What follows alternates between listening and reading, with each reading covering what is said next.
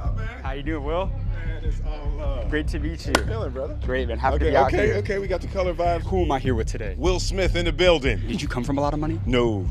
I came from the opposite. So what was your turning point to financial freedom? I realized that taking advice from somebody who hasn't done what you want to do is almost insanity. Like listening to people who haven't done the thing that you want to do, that makes you crazy. Do you think money buys happiness? Hell no. There's an amount of money that once you pass it, it buys misery. So what was the most amount of money you made in a single year? In a single year.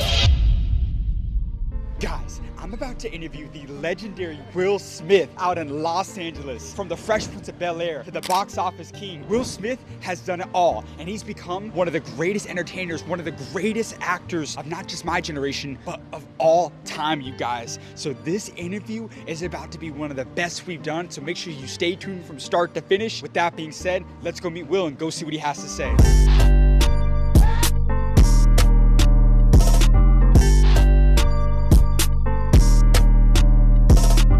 You guys, so we just got in the gate of where we're going to be interviewing Will. He's going to be coming out at any minute now, so we're going to be linking up with him in just a few minutes. Come on, you guys.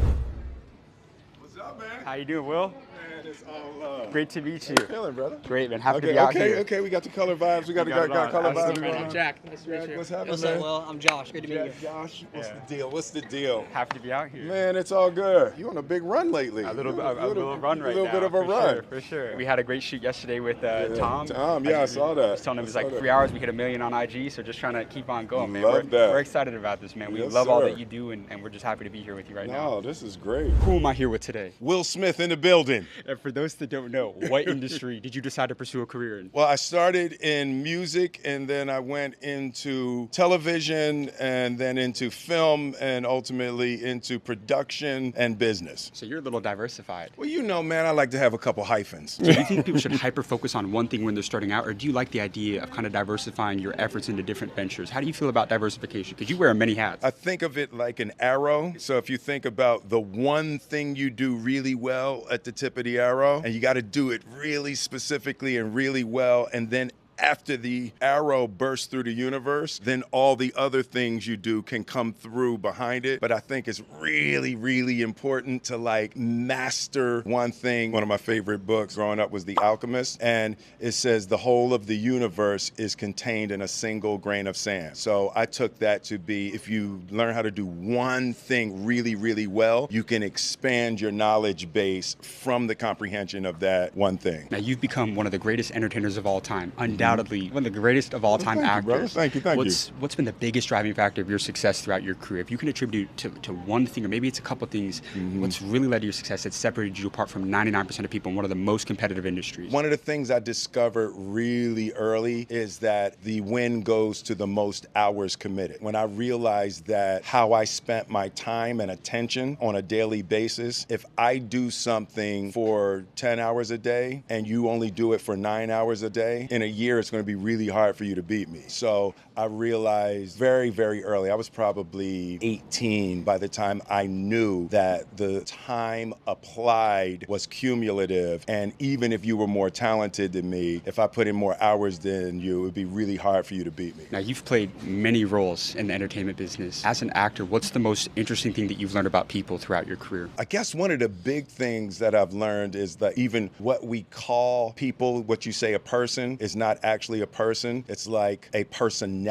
It's a small constellation of ideas that a person has chosen to live within and say that that's us. And I guess the thing I've learned is that we're way bigger than we think we are. We're way bigger than we allow ourselves to be. We are way more than the little sliver of race, creed, color, city, country, that we confine ourselves to. And that idea of a person can even become the prison that keeps us from excelling. Now, you starred in the movie The Pursuit of Happiness. Yep. It's one of the most perspective-shaping movies of all time. Sure. Did that change your perspective when you were filming it? One of the big things that I learned from Chris Gardner and working on that movie is that suffering is a gift. The universe teaches through difficulty. God teaches through suffering and hard times. And the shaping of a person, the shaping of a willpower, the shaping of your energy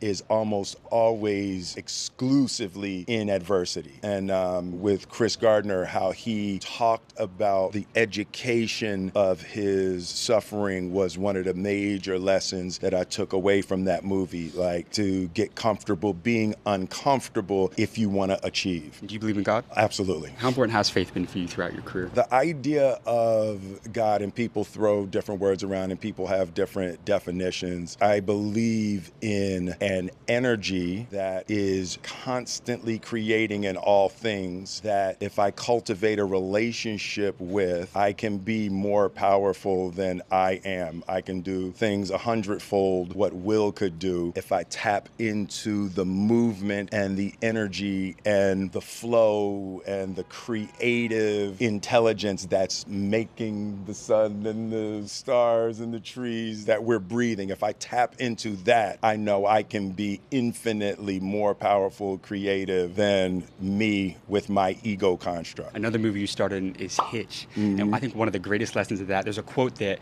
the world is overly cruel to shy men and it rewards the courageous. Confidence and belief in oneself is one of the biggest things people that struggle with, and it's what prevents them from finding success. How did you personally find the self-belief and the confidence within to go out and make, tens, hundreds of millions of dollars and be so successful in your industry? I think one of the biggest things I learned about confidence was on The Fresh Prince of Bel-Air. The confidence is one side of it, but it's built on not being scared to look stupid. So it looks like confidence when you're not scared to fail, right? It's not actually confidence in its seeds. It becomes confidence after you get used to rejection, you get used to doing it wrong, you get used to being okay when you tell a joke and that one's not funny, and you get comfortable if you hit 3 out of 10, you're in the Hall of Fame. The comfort to fail in front of people is what is perceived as confidence. You stop worrying about what everybody else thinks. Taking advice from somebody who hasn't done what you want to do is almost insanity. Like listening to people who haven't done the thing that you want to do and ingesting the poison of their ignorant opinion, that makes you crazy. It reminds me of the saying, never take advice from someone you wouldn't trade places with. Right, yes, exactly. And it was one